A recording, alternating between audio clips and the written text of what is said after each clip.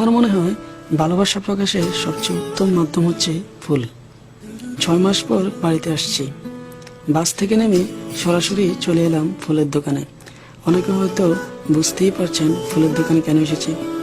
তোকে দেখেছি আমি হঠাৎ করে, তবু বলি, এতদিন পর এসেছি, সর্বপ্রথম তার সাথে তো দেখা করতেই হবে, ঝরে জমে আছে। আর এই জন্য ফুল তো লাগবেই। আমাকে একটা ফুল দিয়ে নিত। 2 টাকা দিয়ে তো ফুল পাওয়া যায় না। আচ্ছা, তোমার নাম কি? সেজান সাফা। তুমি কোথায় থাকো? কার জন্য নিবে? আম্মুর জন্য। কার জন্য? আম্মুর জন্য। আম্মুর জন্য। আচ্ছা, কোনটা নিবা, এটা না এটা?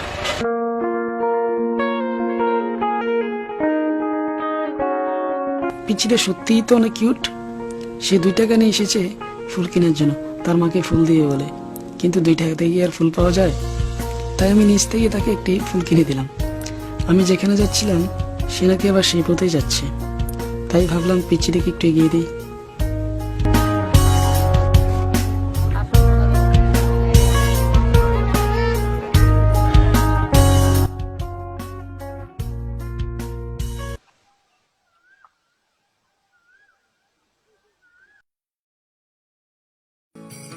হ্যালো।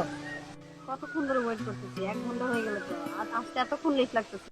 আরে বাবা, আমি ঢাকা থেকে চিনে গেছি শুধুমাত্র তোমার জন্য। আমি এখন পর্যন্ত বাসায় যাইনি, আর তুমি আমার জন্য এতটুকু ওয়েট করতে পারবে না?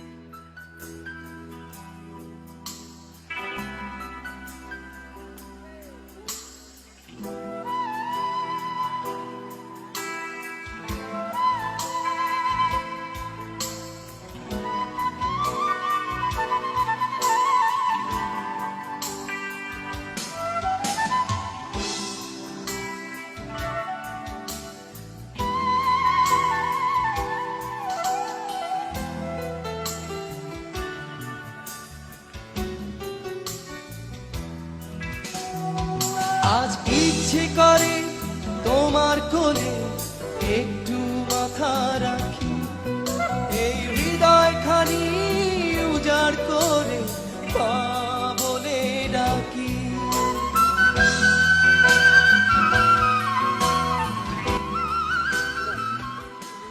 এখন আসতে পারবো না, সরি।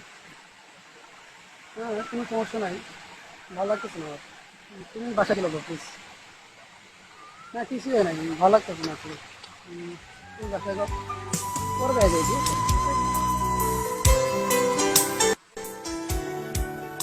ও মা, আজ আমি বুঝতে পারলাম যে আমি কতটা লাকি। এরপর থেকে প্রতিবার যখন বাসায় আসবো, অবভিয়াসলি আমি প্রথমেই আমার মায়ের মুখটিই দেখতে চাই।